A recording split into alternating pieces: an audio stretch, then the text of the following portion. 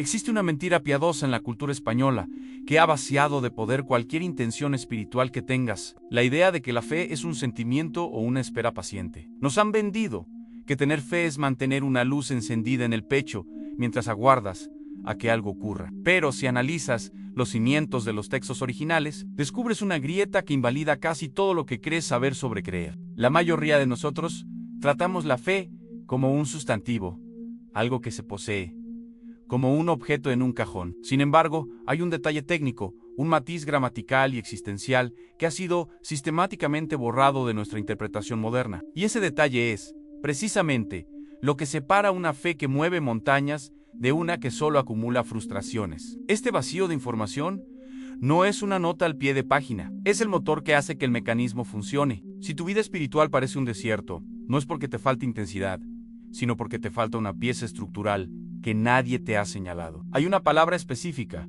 una condición que Jesús repetía una y otra vez, que cambia el sentido de cada milagro y de cada promesa. Lo más inquietante es que, cuando descubres este componente, te das cuenta de que la fe que te enseñaron es, en realidad, una forma muy sutil de parálisis. Hay algo que ocurre antes de la respuesta, un paso previo que es profundamente incómodo y que la mayoría prefiere ignorar. Ese es el detalle que vamos a desenterrar ahora, porque sin él, lo que llamas fe es solo un pensamiento positivo con nombre religioso. Lo que vamos a hacer a continuación no es una reflexión motivacional, es una disección técnica. Vamos a analizar palabras específicas que Jesús pronunció, pero no desde la superficie que ya conoces, sino desde una secuencia lógica. Imagina que la fe es una combinación de seguridad, y hasta ahora solo has estado probando con un número. Hay una estructura de 3 capas que vamos a recorrer paso a paso. Primero, identificaremos una anomalía en un texto. Segundo, contrastaremos esa anomalía con la forma en que vives hoy. Y finalmente, revelaremos la pieza que lo cambia todo. Cada bloque de este video está diseñado para entregarte una pieza del rompecabezas. Si intentas entender la conclusión sin haber pasado por la premisa inicial, la revelación te parecerá un simple consejo moral. Pero si sigues la secuencia, verás que hay un patrón de comportamiento que se repite en cada milagro y en cada transformación real. Un patrón que la religión institucional ha suavizado para que sea más cómodo de escuchar. Hay una última pieza, un elemento de tensión que suele dar miedo tocar, pero que es el único capaz de activar la maquinaria de lo divino. Prepárate, porque estamos a punto de entrar en la primera de estas 3 capas, y es posible que lo que veas te haga cuestionar. Si abrimos los relatos más antiguos sobre los milagros de Jesús, aparece un patrón sutil que desafía nuestra lógica de la oración pasiva. Piensa en el hombre de la mano seca o en el paralítico junto al estanque. Jesús no les dice simplemente, cree y serás sano. Él introduce una instrucción previa que, sobre el papel, resulta absurda. Levántate, toma tu camilla y anda. Man. Hay una secuencia de palabras exactas que solemos pasar por alto porque nos centramos en el resultado final. Pero si te fijas bien, el orden de los factores aquí no es accidental. Es una arquitectura de respuesta que depende de un disparador específico. Hay una anomalía en estos textos que la lectura rápida ignora. Jesús no pide un sentimiento de fe antes de actuar. Pide una ejecución física de algo que en teoría la persona no puede hacer. Aquí es donde la lógica humana choca con la estructura del texto. ¿Por qué pedirle un movimiento a quien está paralizado? ¿Por qué exigir una acción antes de otorgar la capacidad de realizarla? Existe un patrón de tensión previa que sugiere que la fe no es el destino, sino el combustible de un motor que solo arranca bajo una condición. Pero, si esto es así, ¿por qué hoy nos enseñan a esperar sentados a que la fe llegue primero? Esta pregunta abre una brecha enorme entre el texto y nuestra práctica actual, y nos obliga a mirar hacia lo que falta. Si comparamos la reacción de aquellos hombres frente a Jesús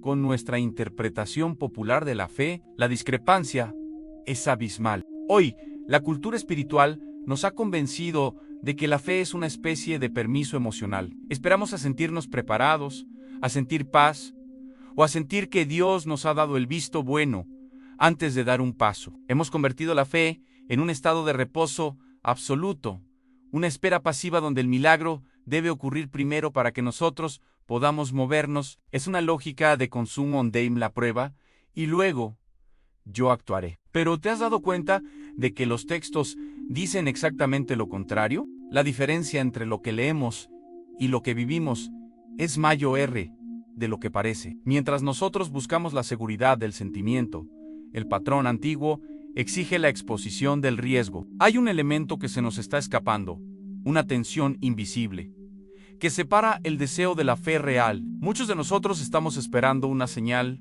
que nunca llega, simplemente porque estamos ignorando un componente estructural que el paralítico sí entendió y que nosotros hemos borrado. Esta brecha entre la emoción y la ejecución es lo que mantiene tu vida espiritual en un estado de animación suspendida. Pero hay algo más, un detalle que todavía no hemos observado y que explica por qué tu espera podría ser tu mayor obstáculo. Si analizas cada milagro de los que hemos hablado, hay una palabra que actúa como la llave maestra en obediencia, pero no una obediencia moral o religiosa, sino una obediencia operativa. El detalle que hemos ignorado es que la fe no se mide por la intensidad de lo que sientes, sino por la dirección de tu siguiente movimiento. Jesús no sanó al paralítico mientras éste seguía tumbado, esperando sentir fuerza.